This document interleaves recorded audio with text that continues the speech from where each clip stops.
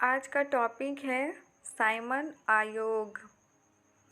British सरकार ने नवंबर 1927 में यानी निर्धारित समय से 2 वर्ष पूर्व ही नए संविधान में भारत की स्थिति का पता लगाने के लिए सर जॉन साइमन के नेतृत्व में 7 सदस्यीय वैधानिक आयोग के गठन की घोषणा की।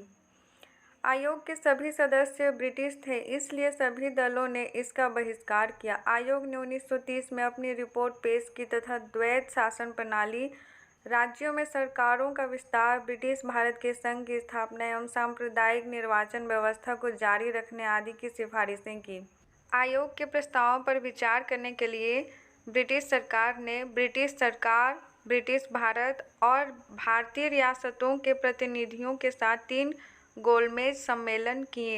इन सम्मेलनों में हुई चर्चा के आधार पर संवैधानिक सुधारों पर एक श्वेत पत्र तैयार किया गया, जिसे विचार के लिए ब्रिटिश संसद की संयुक्त प्रवर समिति के समक्ष रखा गया। इस समिति की सिफारिशों को कुछ संशोधनों के साथ भारत परिषद अधिनियम 1935 में शामिल कर दिया गया। सांप्रदायिक अवार्ड ब्रिटिश प्रधानमंत्री रैमजे मैकडोनाल्ड ने अगस्त 1932 में अल्पसंख्यकों के प्रतिनिधित्व पर एक योजना की घोषणा की। इसे कम्युनल अवार्ड या सांप्रदायिक अवार्ड के नाम से जाना गया। अवार्ड ने न सिर्फ मुस्लिमों, सिख, ईसाई, यूरोपियनों और आंग्ल भारतीयों के लिए अलग निर्वाचन व्यवस्था का विस्तार किया, बल्कि इसे दलितों के लिए भी विस्तारित कर दिया गया। दलितों के लिए अलग निर्वाचन व्यवस्था से गांधी बहुत व्यथित हुए और उन्होंने अवार्ड में संशोधन के लिए पुनः की यरवदा जेल में अनशन प्रारंभ कर दिया। अंततः कांग्रेस नेताओं और दलित नेताओं के बीच एक समझौता हुआ, जिसे पुनः समझौते के नाम से जाना गया। इसमें संयुक्त हिंदू निर्वाचन व्यवस्था को बनाए रखा गया और दलितों के लिए स्थान भी आरक्षित कर दिए गए। भारत शासन अधिनियम 1935 में यह अधिनियम भारत में पूर्ण उत्तरदायी सरकार के गठन में एक मील का पत्थर साबित हुआ।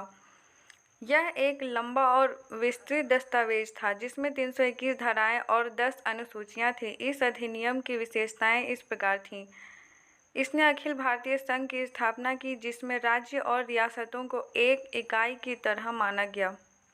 अधिनियम ने केंद्र और इकाइयों के बीच 3 सूचियों, संघीय सूची 59 विषय, राज्य सूची 54 विषय और समवर्ती सूची दोनों के लिए 36 विषय के आधार पर शक्तियों का बंटवारा कर दिया। अवशिष्ट शक्तियां वायसराय को दे दी गईं। हालांकि यह संघीय व्यवस्था कभी अस्तित्व में नहीं आई, क्योंकि देशी रियासतों ने इसमें शामिल होने से इनकार कर दिया था। इसने प्रांतों में द्वैत शासन व्यवस्था समाप्त कर दी तथा प्रांतीय स्वायत्तता का शुभारंभ किया। राज्यों को अपने दायरे में रहकर स्वायत्त तरीके से 3 पृथक क्षेत्रों में शासन का अधिकार दिया गया। इसके अतिरिक्त अधिनियम ने राज्यों में उत्तरदायी सरकार की स्थापना की, यानी गवर्नर को राज्य विधान परिषदों के लिए उत्तरदायी मंत्रियों की सलाह पर काम करना आवश्यक था।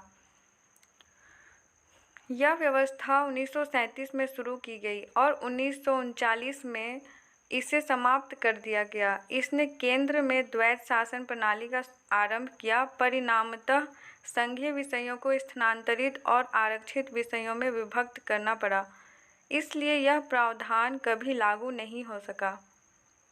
इसने 11 राज्यों में से 6 में द्विसदनीय व्यवस्था प्रारंभ की। इस प्रकार बंगाल, बम्बई, मद्रास, बिहार, संयुक्त प्रांत और असम में द्विसदनीय विधान परिषद और विधानसभा बन गई।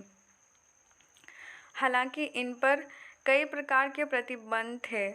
इसने दलित जातियों, महिलाओं और मजदूर वर्ग के लिए अलग से निर्वाचन की व्यवस्था कर सांप्रदायिक प्रतिनिधित्व व्यवस्था का विस्तार किया। इसने भारत शासन अधिनियम 1858 द्वारा स्थापित भारत परिषद को समाप्त कर दिया। इंग्लैंड में भारत सचिव को सलाहकारों की टीम मिल गई। इसने मताधिकार का विस्तार किया। लगभग 10% जनसंख्या को मत का अधिकार मिल गया। इसके अंतर्गत देश की मुद्रा और साख पर नियंत्रण के लिए भारतीय रिजर्व बैंक की स्थापना की गई। इसने न केवल संघीय लोक सेवा आयोग की स्थापना की, बल्कि प्रांतीय सेवा आयोग और 2 या अधिक राज्यों के लिए संयुक्त सेवा आयोग की स्थापना भी की। इसके तहत 1937 में संघीय न्यायालय की स्थापना हुई। अगर आपको वीडियो पसंद आई हो तो please like, share and subscribe ज़रूर कीजिए।